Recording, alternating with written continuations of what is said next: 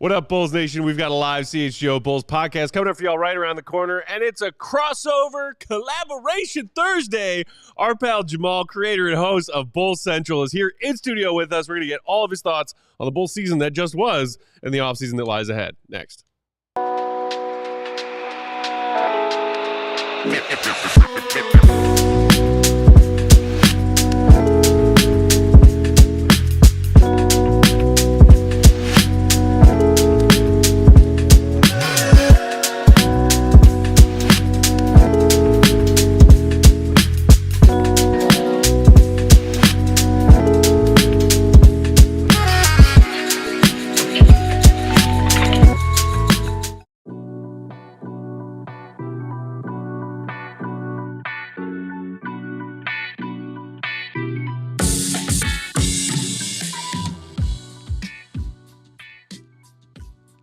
I'm gone, Dave. I see it. I'm halfway gone. What's going on, Bulls Nation? Welcome into the CHGO Bulls podcast.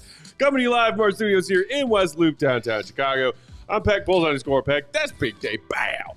Bow. BAWL Sports, all the way over there. Looking good in the blue today. Will to go Gottlieb, perfectly coiffed. Will_Gottlieb. Queen of the controls, the one and only Katie Duffy. Hello, Katie.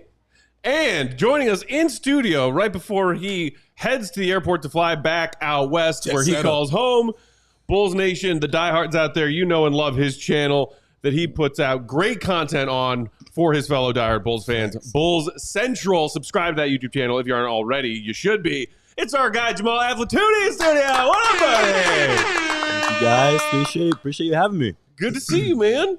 How's Chicago been treating you while you've been in town? Chicago's been great. I mean, the weather is really nice right now. Whenever I come, it's usually heat of the winter, super hot, humid, or the dead cold of the winter. Yeah. So right now it's amazing. I would like it to be a little bit warmer for June, but it's good. I was about to ask you that. Like, it has been a comfort zone for you. Yeah, I mean, you guys are completely shorts. disagree with you. Oh yeah, You guys are in shorts. Yeah. I saw 60s. I was like, I'm good. Dude, I pulled the hoodie out immediately. I was like, oh yes, and it might hit the 50-degree mark a little later too. That's my sweet spot, man. But I love this city, man. I don't know how you can not like Chicago. True. It's a great place. I've never really understood how the Bay works weather-wise. It's like, do people love it? Is it too much of the same? It's like it rains strange. a lot, it's windy a lot, but like Strange. Well, Will can attest because he was there for a bit. It depends Go was on a where Bay it guy depends for a on where while. you live. Depends Yeah. on where you live. Correct. Out where I live in the East Bay, it can get really hot. Yeah. Which I'm not a fan of, like the extreme heat. But the like inner Bay, like Oakland, San Francisco, Berkeley, it's pretty temperate throughout the year, right? Yeah, but even like in certain parts of SF, it can get like really hot or be just like very foggy and cool. Really cold too. Like it's the microclimates. Yeah. You'll get off a plane. Gotta have your layers and ready. It'll be 40 degrees, like just in that certain spot. That's it. And then as soon as you leave anywhere else, it warms up. So no, I love the Bay though. The Bay is great, man. Yeah, it's a great spot. So before we dive into Bull stuff, guys, I mean, finally, I feel like we've waited forever. We got game one of the NBA Finals on deck tonight. Yeah. Pacers, Thunder. Mm-hmm. Anybody anticipating a deep series? You and I were just chatting about it a little bit before we hopped on. Dave, you can see the Pacers You making think a this deep real series? contest? 6. Wow. Okay. I got them for 6 games. Six is- I'm that going to qualifies. have some respect for the Pacers and what they've done. You've been to get trumpeting the there. Pacers for a while. Yeah, man. Like they match up, I think, really well. They play the same kind of style. Obviously, OKC is better. They have everything that's better on there, and plus having Alex Caruso, you know what I'm saying? That is the ultimate trump card. You know what I'm saying, for that team. When you want to run through Tyrese Halliburton, it's going to have to go through Caruso. Oh, he's not working. Well, let me go throw Lou Dort. Oh, that's not working. Well, here comes Jalen Williams. Oh, well, SGA is really good too at defense. So they got all kinds of issues and problems. But honestly, the Pacers, and I've said this before, they play any style that you want to play. And they can match you style for style, how you want to do it. And plus, I think Rick Carlisle is just an elite coach coming up, and he will get you at least a win. So I think if they don't win this one tonight, they're going to go down 2-0. I do think that. But I think it's a very important game for them. But, yeah, I'm going to give them respect and say OKC in 6. Jamaal?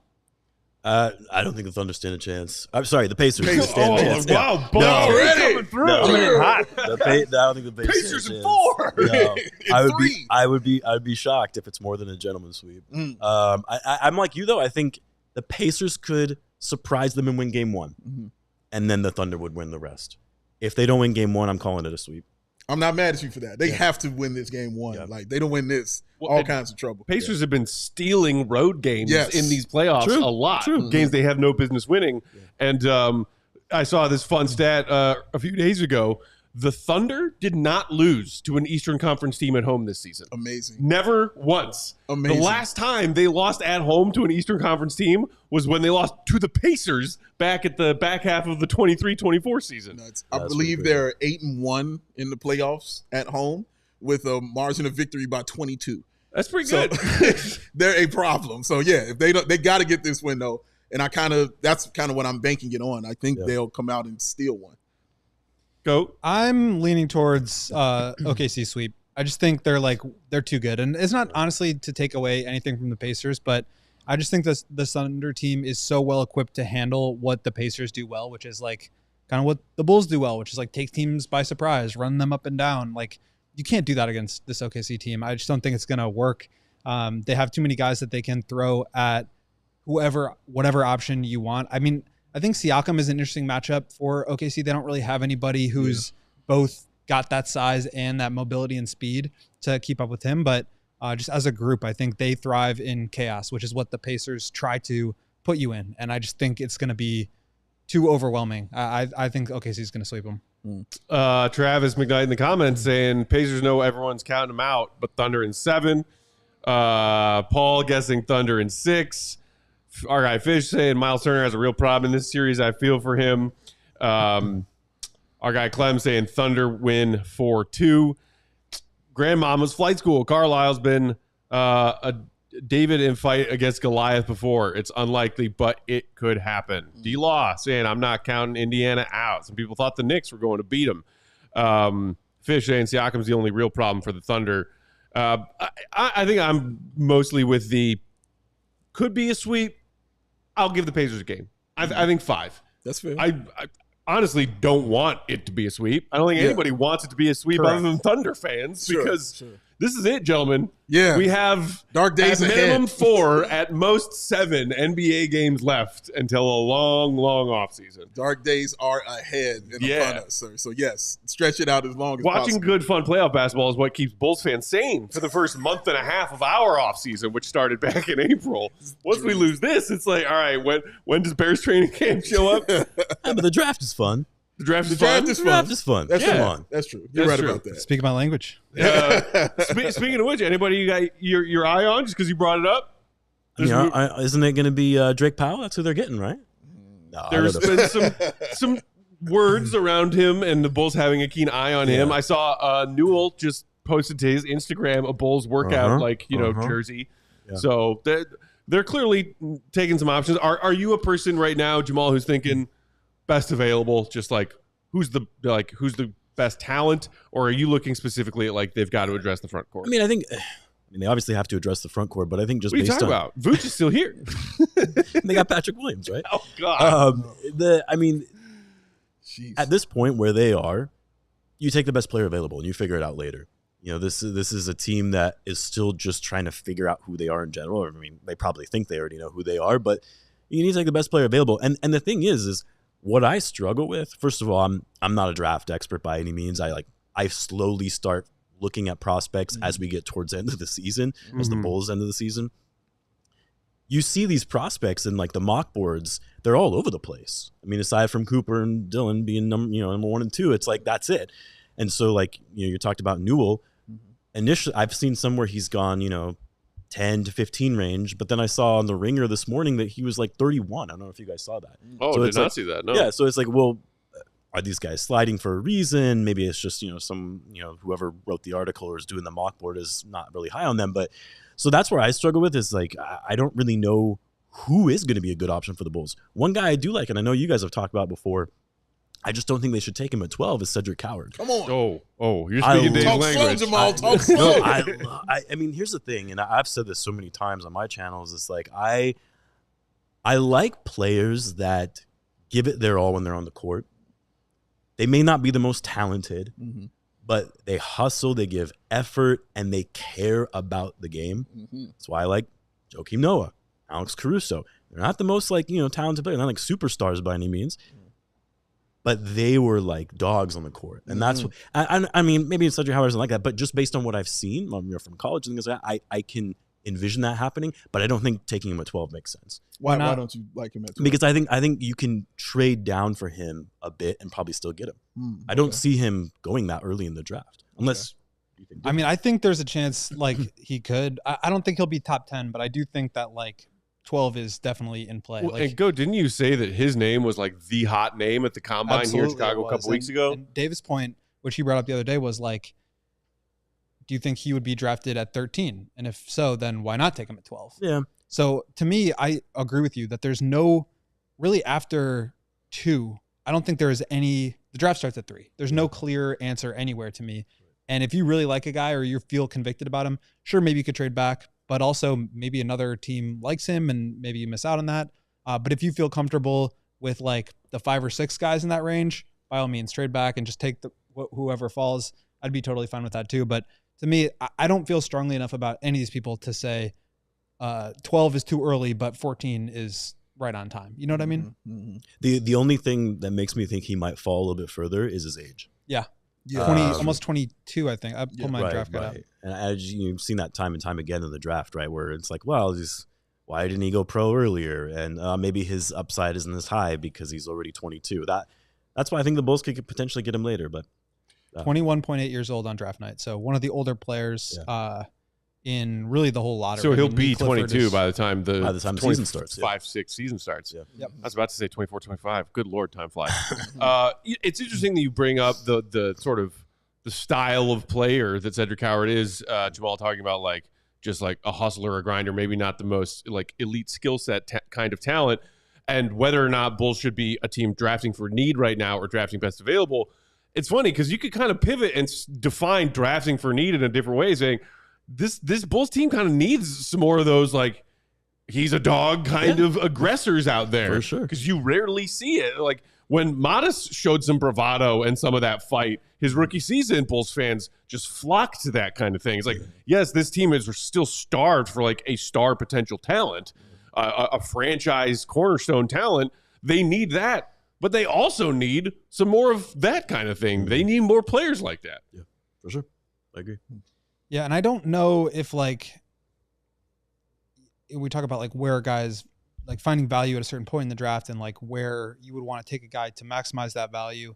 I don't know if like, I guess I'll say this, like I think a lot of people are influenced by Matas Buzelis and the way that he looked for an 11th pick. I don't think that that's typical. Okay. I think we see guys like Shai Gilgeous-Alexander pick 13th or Devin Booker pick 12th or Giannis pick 15th or whatever it was. And you think like, we're going to be able to get a superstar at this point in the draft. I think that's certainly the outlier and not like a real likely outcome. Mm-hmm. And so for me, it's like, if you can get a guy that's a starter in the NBA with the 12th pick, like you hit a home run. Yeah. So do you want to play it a little bit more safe and go for a role player like Drake Powell? Mm-hmm. I would honestly I think it's probably a reach. I think he's probably going to be a top 25 pick at this point. So like, that's maybe a little bit early, but like if you feel really good about him, I wouldn't hate that, or maybe trade down into it. But I just think whoever you take there, the high end, you're either taking a huge risk on upside, and that could lead to real downside outcomes, or you could go play it safe. We talked about this last week, Dave. Yeah. And maybe get a role player, but it's just like a little bit less sexy. So I don't know where I fall on that. I think it just kind of depends on how the draft night plays out and who ends up being there at 12. Is there a big man that you might like at that position? Well, I was just going to ask you guys, do you think is it Malawach? Malawach. Do you think Malawach will be available? I would say a less than 1% chance that he's on the board at 12. I think that's the back end of his range, though. Like I do think I don't think he's going to be a top 5 pick, and I think top 8 is like I don't see him going past Toronto at 9 if he's still on the board there and they keep that pick. He's a Raptor. But that's sort of my fantasy, like the big guy that I would want the Bulls to have. Yes. So less high on Derek Queen if he's still on the board at 12. I am not high on Derek Queen. Okay. No, I don't know if you guys are laughing. So I did a video about that recently, and I got kind of a lot of flack. Yeah. I was like, clearly you just don't know ball. And, that's the go-to comment. You don't know ball. Facts. Yes. You're casual. I mean, there's things to like about him. Don't get me wrong. Yeah. It's just that I don't see enough of the upside that I see in other big men. that could potentially be available. We're gonna stop right here. We're gonna take this break. Go ahead. We gotta knock out our first couple ads. We will do that. Come back, get more of Jamaal's thoughts on draft and the Bulls season ahead and behind next. Rate.com. Right? If you ever tried to get a home by loan, it can be a lot. But guess what? You got the Rate app, and it's seriously a game changer. Pre-approved for a mortgage in minutes is what you can get without the need for jumping through a million hoops. The Rate app can help you find the best homeowners insurance based on what you actually need. The whole thing is powered by AI. Shout out Matt Peck. Hey. So it's smart, and it saves you money. So if you're stressed out about getting that loan or mortgage, guess what? Seriously, just go ahead and get that Rate app and get it handled and get it covered. You can just download it today to go ahead and get started, and you can enter the Rates CHGO Summertime Sweepstakes. Rate and CHGO hooking you up with some sweet summer baseball tickets, Crosstown Classics tickets, July 26th. Go ahead and sit in the Rate Club where you get all-inclusive food and drink. Just download that Rate app, visit allchgo.com/rate, and get signed up today. No purchase necessary. Is there a better phrase than all-inclusive food and drink? Never in life. It's my favorite phrase. Ever. Right there, along with my favorite phrases, is betting on NBA playoffs. Today's show brought to you by Circus Sportsbook. Whatever the sport, the app to bet is Circus Sports Illinois. Circus Sports is sports betting the way it should be. They have high betting limits, low holds, and exceptional customer service. I'm talking real human beings, not the AI that Dave was just referring to, not ChatGPT customer service that is no good for anyone.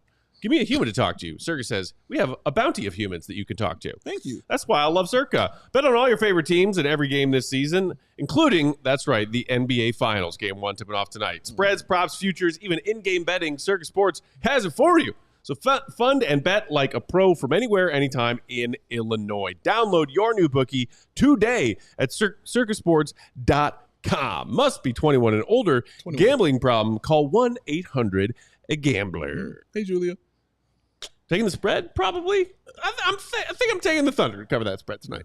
What is it? 9.5? I took the spread. Yeah. He's like, yeah. You know what you need to do? You need to bet the Thunder in 6. See, I'm not a gambling guy. Okay. You know what I mean? But I'm just saying if you're confident in Thunder in 6, because that I don't know what the line is for that, but it's got to be great as a futures bet. That's a very good point. We roll along. We're hanging out here with our guy Jamaal, the creator and host of the Bulls Central YouTube channel, Bulls Central YT on Twitter. Yeah, correct. Yes. Give the man a follow, a subscribe. He does great video content covering the Bulls. Yeah. So Jamaal, I'm curious. This is our first chance to chat. You know what happened in this 24-25 season? A lot of crazy things. Yeah. We finally see Zach traded. We see this flourish for Coby and Giddey after the All-Star break. The Bulls finished 15-5 over their last 20, but same result: play-in tournament exit for the third straight year. Yeah. If you could pinpoint your biggest takeaway from all of that crazy season that we just watched, what is at the top of your list for summing up the season that just was? Well, my biggest takeaway is that this was, for me, I know a lot of people disagree, for me, this was one of the more exciting Bull seasons we've had since that beginning of the 2021 season. No, I'm not saying anything. No, go ahead. I'm gonna let the man finish. And that being said, there is still a lack of direction, which is not good. That needs to be worked out. But I will say, I came away from this season, despite the horrible performance in the play-in, I came away from this season in a much more positive light than I have the past 3 seasons. Probably more than that, actually, really. Why is that? Because the Bulls actually have some pieces they can work with now. Whereas if you said the same thing to me the season before, Mar was still on the roster, they couldn't find a trade for Zach LaVine. He was coming off an injury. They weren't committing to trading Alex Caruso. So in my view, it was this team's going nowhere. They have no assets. They have all this money on their books. And it's and at that time, because the pick they were probably going to lose, right? Because they still owed that pick to the Spurs. But now they've got all their picks. They've got some young talent. Obviously, it's not anything that, I would say is going to turn into a superstar by any means, but they've got some young talent. And I'm not saying that, things are going to turn around, they're going to start contending right away, but there's things to work with. So that's why I came away with it a little bit more positive than years before. Okay. I do agree with part of that. I feel like it went a little bit underappreciated that and we saw a report today from Cowley, or not a report, but just he was talking about it on 670, I think. They did do some work to turn this roster over. And it didn't happen in, I think, the way that made the most sense to me, at least. But like at this time last year, they still had DeMar, they still had Caruso, and they still had Zach. And all three of those guys are gone. They obviously still have Lonzo. They still have Vooch. They re-signed Lonzo, which was like kind of a weird thing to do if you are trying to turn over the roster. But I do think that, like, to me, it's more a question of like, is this the right way to turn it over, as opposed to are they turning it over? And I agree. Like, it's a group of young players. They played well down the stretch.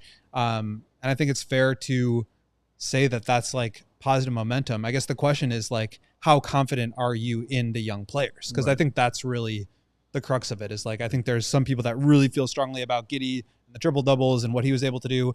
And there's some people that still have a lot of questions about him. And there's some people that just hate him, and they're going to hate him regardless. Right. But where do you fall on that spectrum? As far as Josh Giddey? As far as, well, yeah, let's start with Giddey and then kind of the younger core in general. Well, I'm definitely not, I know what Giddey is. I know he's a great player, but he's a very flawed player.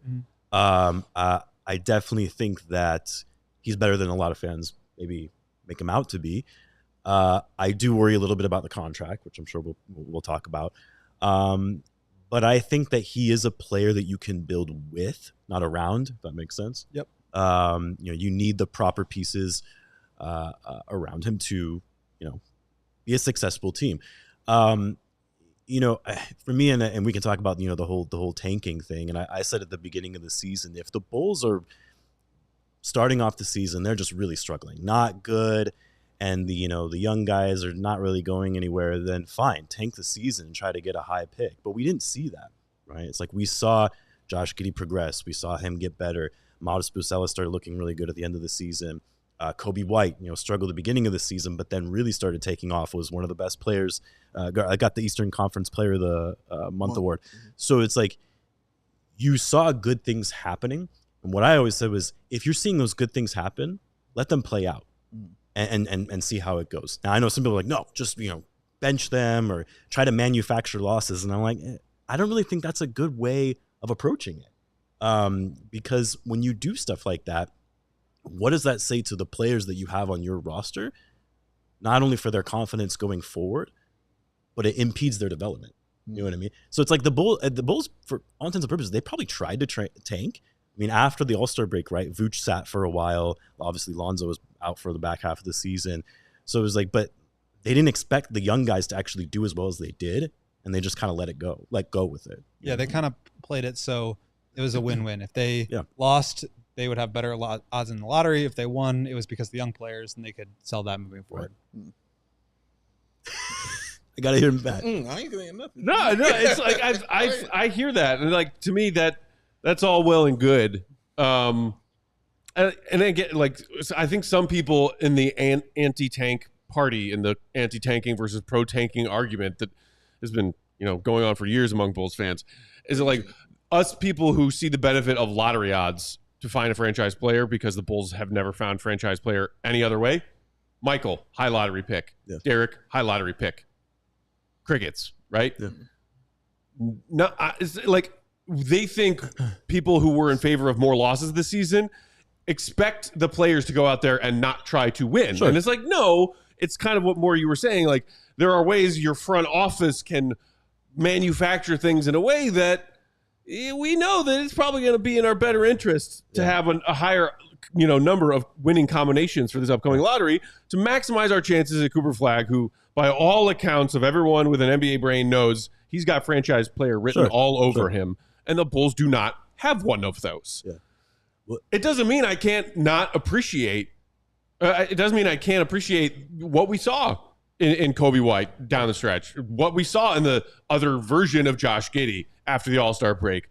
I certainly appreciate the growth we saw from Matas when his role on the team increased. It is all, to me, just about that question that Goat Levy, which is, how far does it get you when you still don't have that guy? Well, let me ask you this, Matt. What were like the darkest days in like Bulls franchise history?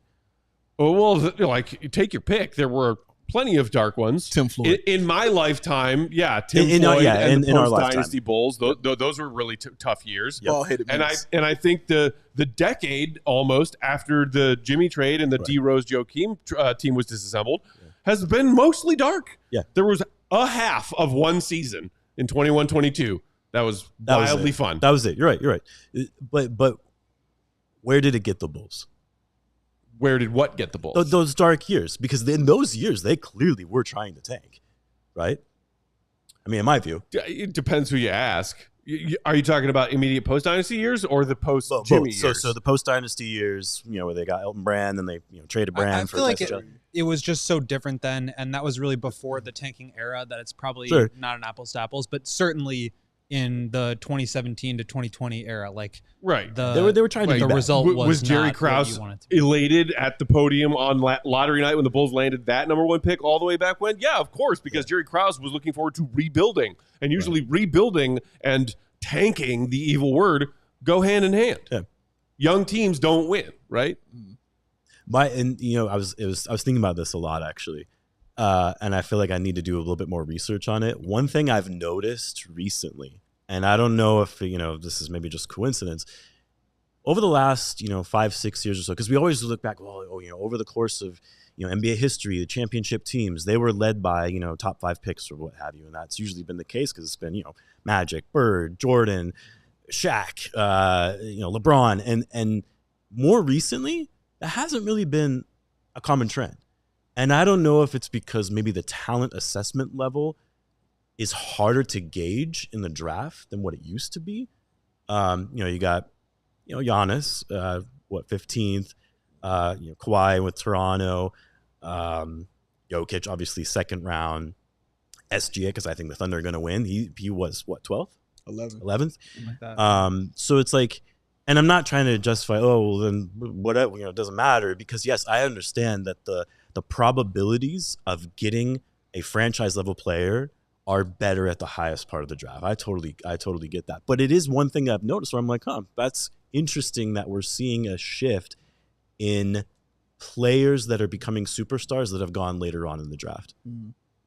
I think for me, and I've never been a pro-taking person. Yeah. I've always been against it. For me, my argument for it this year was I don't mind them doing it because I didn't trust the front office to pick correctly. Sure, and that's completely fair. I'm like, give me more odds and more options to not make that huge mistake.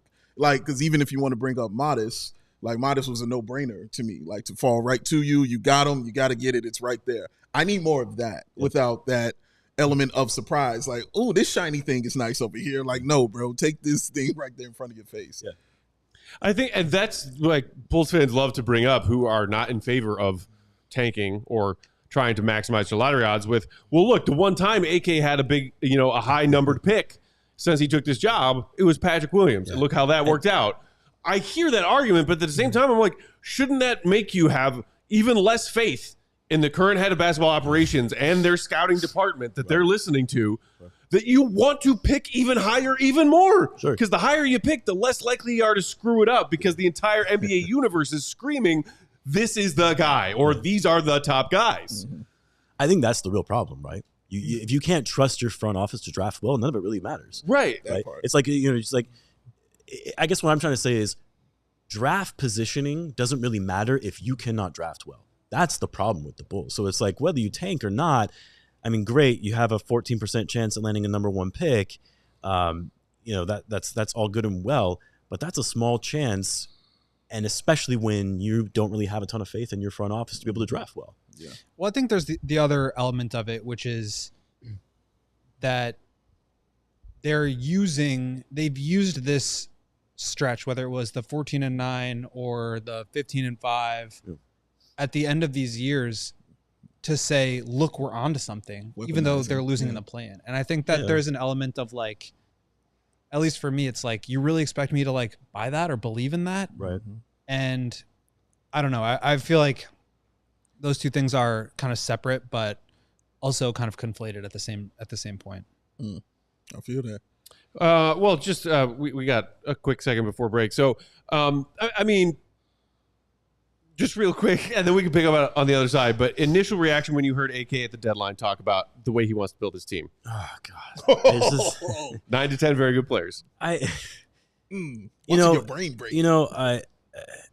Being in the corporate world, when you hear a leader speak, you want them to inspire you. Yes. You want them to have a sense of confidence that they know what they're doing and what they're talking about, even if they don't. Right. And with AK, every time I'm always like, well, maybe it's maybe it's a language barrier.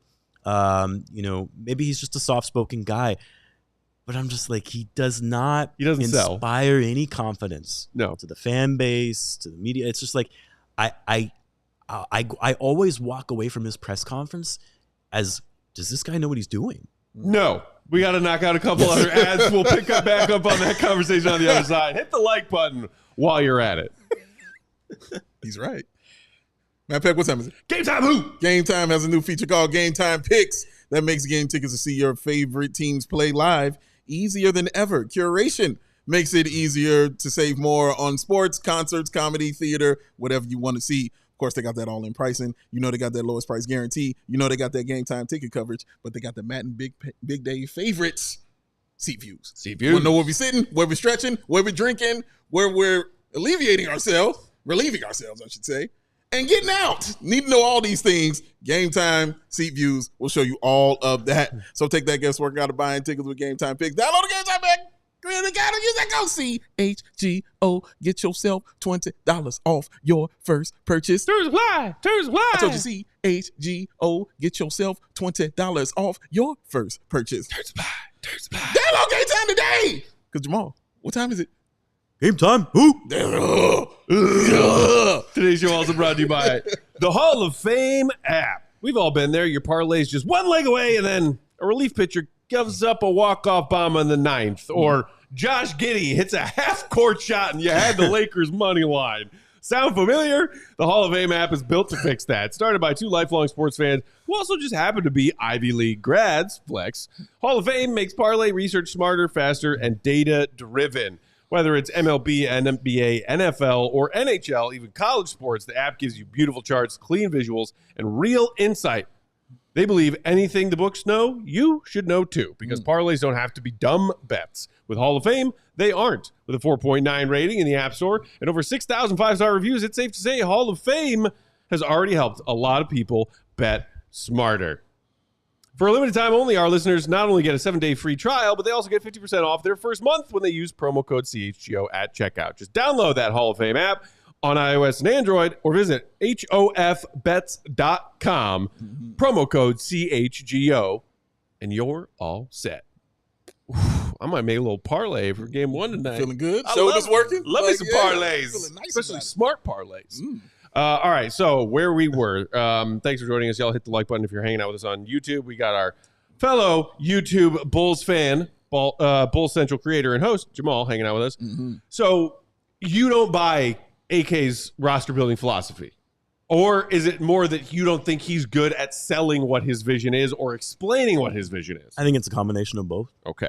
Yeah, the only reason that gives me the slight bit of confidence in AK is because what they were doing in 2021, there was a vision there. Now, I don't think that was a title contending team by any means, but they could have gotten to that point had Lonzo never gotten injured. They could have gotten additional pieces to make that work. So whatever he was doing at that point when he first took over, there was clearly a vision that resembled some semblance of competence. Yeah. The problem was he didn't have a backup plan, and thus far he hasn't really shown how to pivot and structure something differently. Yes. That's been my biggest takeaway. I mean, the other thing is, right, he was with the Nuggets. I don't know how much he contributed in assembling, the current Nuggets team. But that also gives me a little bit of confidence that, okay, was able to do what he did in Denver. Hopefully he can replicate that in Chicago. But thus far, like I said, just in his press conference interviews, I always walk away like, what was that? What did we just watch? And like I'll send a message to Will. I'm just like, man, is it just me? Like I'll send is that different in person? Yeah, I was like the question you asked. Like there was one where you asked a question about Josh Giddey's contract. It was before the season. It was like before media camp or training, not training camp, media day. How have discussions been going with Josh Giddey? And he's like, oh, I don't really know. We'll talk about it. And it's like, is this thing on? He made it seem like hadn't even given a thought about Josh Giddey's contract, even if it was like, well, we think we're probably going to let, the season play out and see what, comes in the summer of 2025.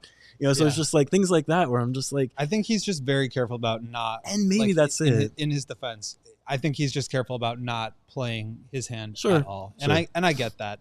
But I think what's interesting as you say this is like, and I get the lack of confidence, but you also seem to be a little bit more rosy on your outlook for the Giddey, Coby, Matas core moving forward. Yeah. So one, and you mentioned like building a team with Giddey. What kind of pieces just like theoretically do fit around Giddey or with Giddey that you can build with moving forward to where you have more confidence in that? Well, I think you need a rim running lob threat type center.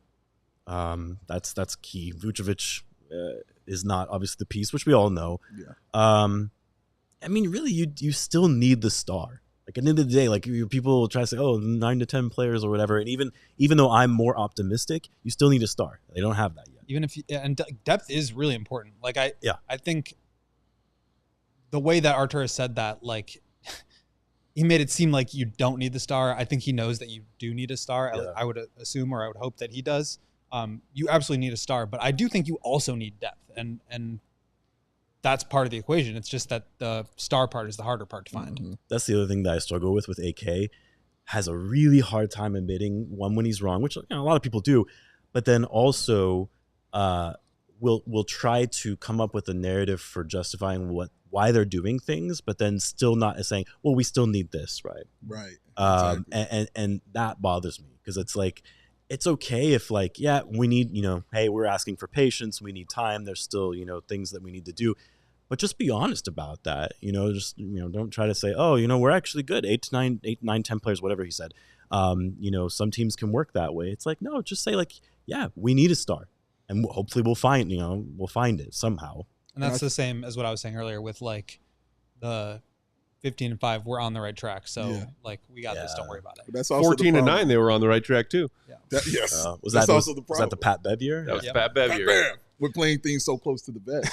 That's the problem with that. Because when you're trying to be so secretive, you're not going to admit, when somebody hits it on the head about what you're trying to do. You're like, no, I don't know what you're talking about. Not at all. It's like, I just asked you what your dinner order was. Like, like it's okay. You don't have to hide it so much. So, I don't think in front of the media and public it's great for him. I don't think he's an idiot. Obviously, you don't get to this level, sure. You know what I'm saying, by being a dummy or anything like that. But he doesn't, as you said perfectly, inspire that confidence in me to be like, okay, I'll give you the patience that he's asking for.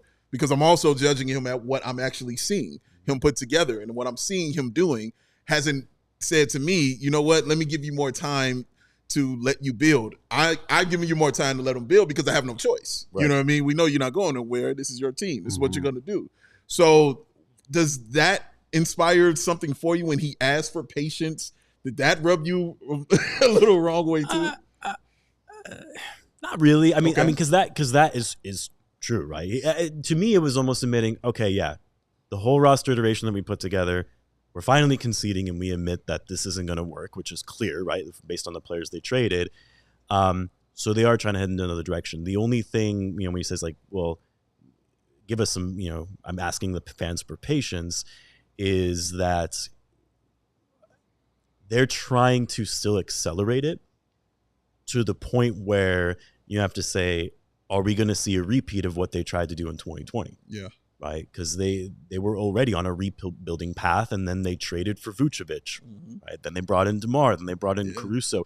So I could see there's going to be a level of impatience on the part of AK to where he tries to do some sort of accelerated timeline that then backfires again. Yeah, I am curious. You mentioned that piece that could fit well with Josh that a lot of Bulls fans are talking about, like the ideal rim roller, above the rim lob, target kind of threat. And I think there's absolutely truth to that.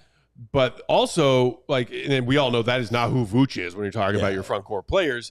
But, and shout out to our guy, Drew Stevens from the Bigs. I believe it was him who I saw quote tweeting this. It was a really interesting stat about the league leaders this season in who's dishing the pass and who's finishing the play, assister to assistee. Right. And it's because Halliburton was like 2 of the top 5. It was Halliburton to Siakam and Halliburton to Turner were both in there. But then I think just outside the top 5 was who? Giddey to Vooch. I saw that too. And not just the fact, it's not like Giddey was just throwing the ball to Vooch on the block all season. Like, no, actually, Vooch's post touches decreased. It's the fact that Vooch is also is much more a pick and pop threat when you're talking about bigs. So ideally, you're looking for a guy to do both of those things when you're talking about who replaces Vooch long term, which leads me to the question: what did you think of this aggressive shift the Bulls made offensively? And Billy saying, "Let's get out and run and run and run," and going from like bottom 3 in the league in 3-point volume to top 3 in the league in 3-point volume. I loved it because it was fun. Yeah, I mean, it was kind of sloppy some nights, as we all saw. But I mean, I had been wanting to see that from the Bulls. That was the biggest thing that bothered me. As much as I love DeMar DeRozan, and I still do, it was like the offense was very slow. And a couple of the games that I went to, there was a game where they had like 33 points in the first half. And for me, it's go ahead and make those mistakes. They're not a good team, but play some fun, exciting basketball. And it's the modern style of basketball. You need to be playing fast. You need to just be moving quickly. Get the team, that they're going against tired and try to win games that way. Obviously, they need to, improve on their defense as well. But I liked it. I liked the style of basketball. And the longstanding belief being, well, the games really grind to a halt, and it's all about half-court execution and like the fine-tooth comb half-court stuff that wins you playoff games and playoff series. Yeah. But then this season, here come the fastest paced, Pacers, who are sort of, at least in their own way, kind of proving that theory wrong. Right. That you can win by, you can win in the playoffs and go deep in the playoffs by playing that fast pace of an offense. They're not. I mean, I know you guys know this. They're not the Pacers, right? No. But because I've seen a lot of Bulls fans be like, they're basically the Pacers. They just need a few cups. Like, basically, he's doing a lot of work. Come on. How long have the Bulls been at home now? It's like there's more that needs to be done to the roster. Yeah. But I get it. I get that the Pacers are showing that you can play that style of offense in the postseason and that it works. Sure. I don't think they're going to win the championship, but they've gotten to the finals. Yeah, and basically it's doing a lot of work. Yes. I don't even want to get into like what's missing but it's doing a lot of work. Let me ask you about Coby White, because we talked about him a lot. Yeah. Just your feelings on him. We talked about maybe he might be on the trading block. Yeah. I thought Will put it really well as to why he wouldn't be on the trading block. But what are your feelings on Coby White? You thought he wouldn't be on the trading block? Okay. Yeah, I don't think so. Just the contract situation. Okay. Basically, the TLDR is that I think with the extension rules, it's going to be hard for a team to retain him. Yeah. So he's going to become a free agent, which means if you're trading for him, you know that he's going to become a free agent. You're probably not going to want to give up as much. Yeah. Bulls aren't going to do a trade unless they get really blown away. And so, therefore, it's hard to make that work. That I agree. The Bulls won't do a trade unless they're blown away. But I do think they'll be shopping him. The way I sort of view it, first of all, Coby has been amazing, or was amazing last year, especially in the second half of the year. For me personally, for a guy that was not the biggest Coby fan initially, has completely proven me wrong.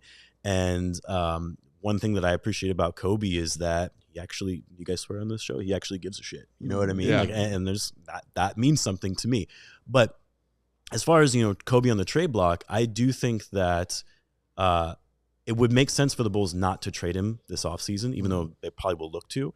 I think they still owe it to themselves. And I did a video about this today. They still owe it to themselves to see whether or not the Giddey Coby combo is actually going to be successful from what we saw in March and April, right? Because everyone's like, it's March and April, take it with a grain of salt, which I completely agree. Let's see how it plays out for the first 3 months of the season.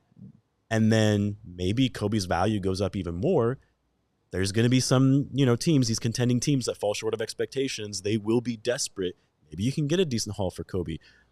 I do think that he could potentially be moved before the deadline because of what you talked about. He's going to be an unrestricted free agent. Are the Bulls going to want a backcourt that costs them, $60 million annually? And is that really going to make them a contender? If they don't think that it's going to make them a contender, then you probably should look to move Coby. What do you think? Oh, sorry, we need to go to ad. No, we got like 30 seconds. Well, we can take this into the other side, but I'm just curious then what you think would be like the price point where Arturas would say yes to a Coby trade, because that's what I struggle with, is like, what's going to be out there and is that enough? Yeah, that's what Bulls fans are talking about a lot right now, is how much money is that your backcourt of the future long term, and can you still build a good team? And, neither of those being max contracts, and that you could still add other talent to that team. People worry about what does that mean for your team defensively if that's your starting backcourt, because you can't have a weak perimeter defense and a weak interior defense. Yeah, for sure. Which is kind of where the Bulls are right now. And I think some of their defensive stats on the back half of the season were inflated by opponents just missing open looks. Basically. We will knock out a couple more quick ads, come back to wrap up with our guy Jamaal from that Bulls Central YouTube channel. Hit the like button. Mm-hmm. Today's show brought to you by the Cash App. Making money moves should be easy, and that's why there's the Cash App. It's fast, safe, and honestly, just way more personalized than other apps out there. No extra hoops to jump through. Shout out the NBA. No extra stress. All the tools are right there to help you cash in. Plus, sending money with Cash App actually feels safe. They look out for you. If something seems sketchy, or they see you might be sending money to a potential scammer, an unknown listed this or that, they'll warn you and make sure you think twice before you hit send. It's like having a personal bodyguard for your cash. Nice. Shout out Whitney Houston. You can even spice up your payments with custom text stamps and backgrounds, because why should paying your friend for brunch be so boring? If, for whatever reason, you don't already have the Cash App, just download it from your phone's app store, sign up, enter promo code CHGO Bulls in your profile, send $5 to a friend, and you'll get $10 just for getting started. Again, for a limited time only, that Cash App new users can get our exclusive promo code CHGO Bulls. Send $5 to a friend, get $10 dropped right into your account. Cash App, terms apply. That's money. That's Cash App. This ad is Baby Joey approved. Yeah. Shady Rays, y'all. Ooh. They want to look cool. They want to save some money. Guess what? You can do both when you rock with Shady Rays. And you know what Shady Rays also comes with? It comes with that Matt Peck lost and broken replacements plan. Because whether he's indoor or he's outdoor, he's going to look damn cool when he puts Shady Rays on his face. But then, let's say he gets angry. That happens. The glasses are on that hat. Crack, splat, drat. Now he's sad. But guess what? He can send them glasses right back in, put them in the bucket, back in, right back on his face. Woo! Brand new pair. Back to happiness. Ish. With Matt Peck. And guess what? We've teamed up with Shady Rays to bring you an exclusive offer. Head to shadyrays.com, use that promo code CHGO, and get 35% off those premium polarized shades. And try it for yourself. Shades that are rated 1, 2, 3, 4, 5 stars. Well, over 300,000 people, because it's Shady Rays, y'all, where the Rays are oh so shady. Oh, so shady. Hanging out with our guy, Jamaal, creator and host, Bull Central. Subscribe to his YouTube channel as well, if you are a diehard Bulls fan. And if you're watching this, looking like, wow. Well, it was great to see the hat toss in person. Yes, man. That's right, baby. That's why your back's hurting. It's his fans' ball, baby. Still got it. This still works. So, Jamaal, like, a lot of Bulls fans are like obsessing over the figure, right? With Josh Giddey being a restricted free agent this summer. Where are you on that? It's like, if it's 5/150, are you okay with that? Are you hoping that the Bulls will maybe use a little bit of leverage that they do have, given the rest of the NBA market doesn't have any money to spend, and negotiating that closer to 20 average annual salary than 30? Like, where are you on that? What will you be able to make peace with? Yeah, well, and I know we were talking about Coby as well right before that. I mean, both of these guys are going to get paid. Correct. Josh Giddey is going to get paid. He's going to get paid. Yeah. And Coby White in 2026 is going to get paid. Like, they're going to get pretty big contracts that are probably going to be eye-popping figures. But then when you look at the landscape of the overall NBA market, like increase in salary cap, based on their production, it's not that bad. As far as Josh Giddey, though, 5 for 150 is a lot. I wouldn't be surprised if he gets it. If he does get that, I do think that it will be a bit of an overpay. I think 125 is sort of that sweet spot. 25 annually. If anything less, that would be great. I think the thing that worries me, and I think it's just because we need a larger sample size, right? Because Josh Giddey obviously looked great post All-Star break. If Giddey doesn't really make any more strides than what we saw last year, and especially what we saw at the beginning of the year where he really struggled, and let's say the Bulls do get to the postseason at some point, and we see what happened when he was in OKC against the Mavericks, right? And he just was unplayable. Mm-hmm. Then you're in trouble, right? Because it's like, well, you just paid all this money to a guy that really isn't going to take you to the next level.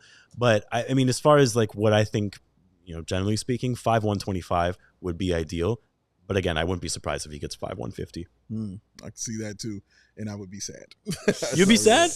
That's too much. It's too much. Yeah. Like I think that sweet spot is definitely like 25. Or I'm cool with that.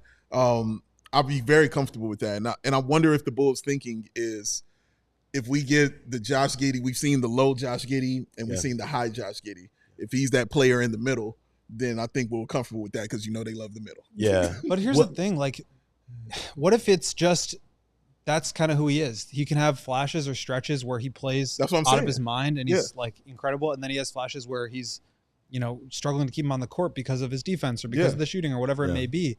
Like, that inconsistency, I think, is a challenging thing to build around or build with. So to me, I do not think that like $30 million a year is that bad. Like if you look at the other players in the league who are going to be making that, it's like Jalen Johnson, I think, is a much better player than Giddey. Jalen Suggs, I think, is a better player than Giddey. But like, are they more important to their team, to driving their team, than Giddey is to the Bulls? Probably not. Like, Giddey is probably the most important guy on the Bulls offense right now. And you can say you don't like that or you like that, but like, that's the reality of the situation. I don't think 30, like, of course, if you can get a better deal, 125 would be great because that just allows you more flexibility. But I just don't see that because of how much Giddey means to what the Bulls are trying to build here. Yeah. I might debate that with you about the most important person on the offense, because I don't see how it's not Coby White. And I'm approaching it from how the Miami Heat actually approached that series. It was Coby White that they cared about. It wasn't Josh Giddey and how he rolled. And you could say Suggs is actually really important to the match. He is, but he's not as important as Paolo or Franz. Of course not. Of course not. No. But that's kind of my they point. Struggled is though, like, after he went down. But that's my point. Is like, he can be your third best player, and he can still be paid $30 million, and you can still have a functional roster. The real issue is, how do you get the Paolo and the Franz? How do you get the Trae Young part? That part, yeah. So I agree with you. It's like a two-headed snake, and opposing coaches, we would come in whenever they would come into town. We'd ask them, and they would say either or both of these guys are like the head of the snake. So not trying to take away from Coby at all, but I just think it's like, to me, the build with part is really the hardest for me to wrap my mind around, because to me, he's a very ball dominant player. I'm not of the belief that it's like you have to have the heliocentric model where it's like Luka has 40% usage and everybody else stands in the corner and shoots threes. Guys have touches. Coby averaged 30 a game next to Josh. I'm not saying that he can't play with other guys, but we also saw in the first half of last year when he was playing next to Zach, and when Vooch was more on the ball, he really struggled with that. So how do you incorporate, one, how do you get those better players? And two, how do you incorporate them into that? Because if you're saying you want to build with Giddey as opposed to around him, then he needs to be able to play with other good players. And I think he's probably more talented than some people give him credit for, and probably less talented than other people give him credit for. The truth is probably in the middle, but I do still have questions about that piece of it, which is the playing with other really good players. And how do you get those guys? Yeah. Not that there is an answer to that, but And I realized I didn't answer your question about leverage, right? The Bulls have to use that to their advantage, and I don't think that they will. I was going to say, do you believe they will? No, I don't think that they will. I mean, because they've already displayed that, right? Correct. They Patrick Williams, they bet against themselves. Vucevic with his extension, nobody was giving him that contract. They gave it to him anyway. With Giddey, I think they went, for lack of a better word, all in, right, on this guy, right? They're the most valuable asset that they could trade, Alex Caruso. They went after Josh Giddey, and they didn't get anything else in return. So they're going to extend him. They're going to want to make sure that he's happy, because the other thing that, because I hear a lot of people say, well, just lowball him, right? He doesn't have leverage. No other team can offer him a big contract. Just, say go out and get an offer. You're not going to be able to get an offer. Okay, here's, $18 million a year, whatever it is, right? You don't want to piss off what you're probably thinking is, this is our guy. I mean, whether Josh Giddey is the guy or not, that's what I believe AK sees him as, right? Yeah. This is our guy, our point guard for the future. He does. He's going to want to ensure that he's happy and wants to play for this team. So, yeah, I don't think they're going to use their leverage to their advantage like they should. They probably will give him a contract before free agency starts, like they did with Patrick Williams. but we'll see. We'll see how it plays out. His name's been brought up a couple of times, and speaking of building with, your impressions of Matas, like not just what you saw from him his rookie year, but like where are you among Bulls fans in the belief of like, could this guy be the guy of a really good team? Well, I'd like to take some credit for Matas's ascension towards the end of the year. Mm-hmm. So as you guys know, I went to the Warriors game. Mhm. I was very fortunate to sit right next to the bench. Flex. Shout out to everyone, not shout out, for people to know, buy tickets last minute, always buy tickets last minute. Mm-hmm. There are insane deals if you buy tickets 15, 10 minutes before tip-off. But anyway, so Shout out Game Time. Game time. there you go. There you go. So I was sitting next to him, and Big Dave knows this because he was messaging me about this. Flex. You could clearly tell he was down because it was a game where he, got some playing time and then immediately was hooked because he, I think it was a missed defensive assignment or he got, hit with a foul. It was a bad foul. It was the Wiggins. Wiggins was cooking him. Yes. Yeah. And so They kept putting him in action. yeah. And I could just see like the frustration because up until that point, he wasn't getting his playing time. Billy Donovan wasn't trusting him.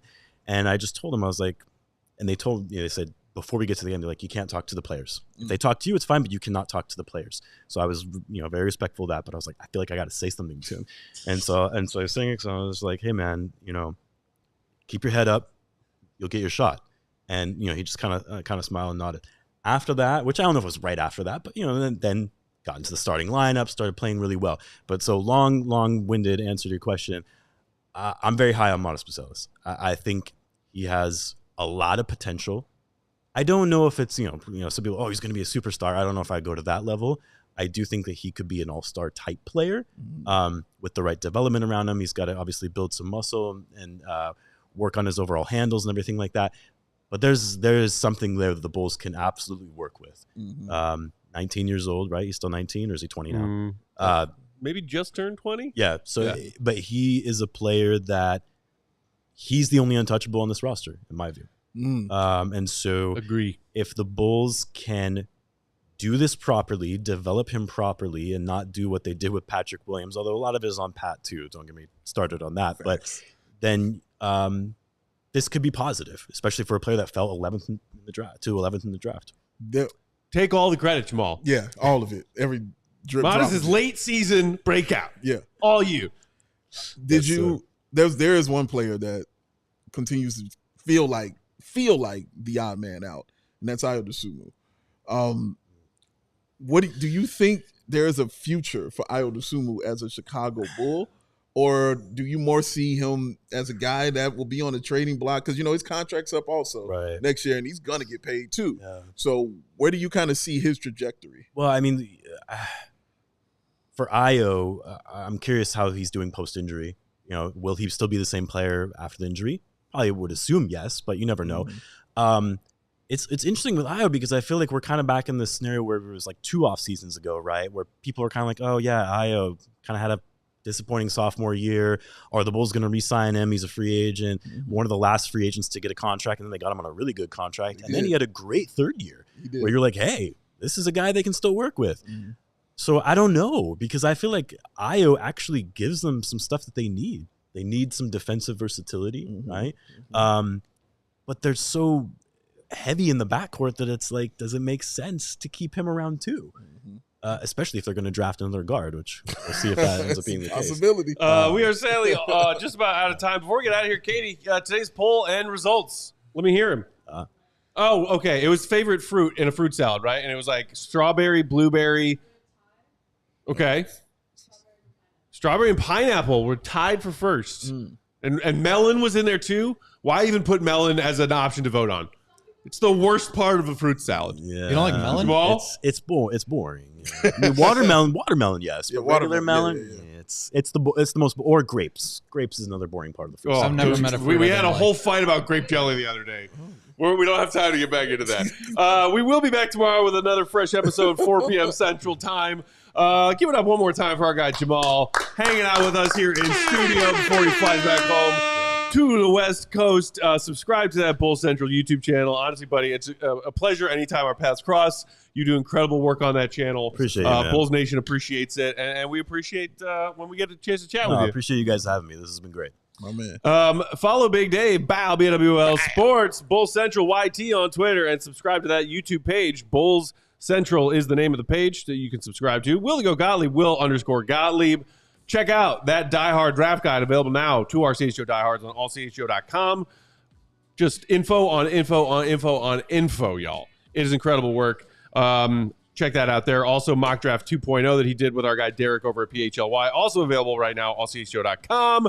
I'm Bulls_Peck. We are CHGO_Bulls. Have a wonderful Thursday night. Enjoy Game 1, NBA Finals. Yes. We freaking made it, y'all. Yes. Enjoy. Yes. Throw down some bets. Caruso, go to work.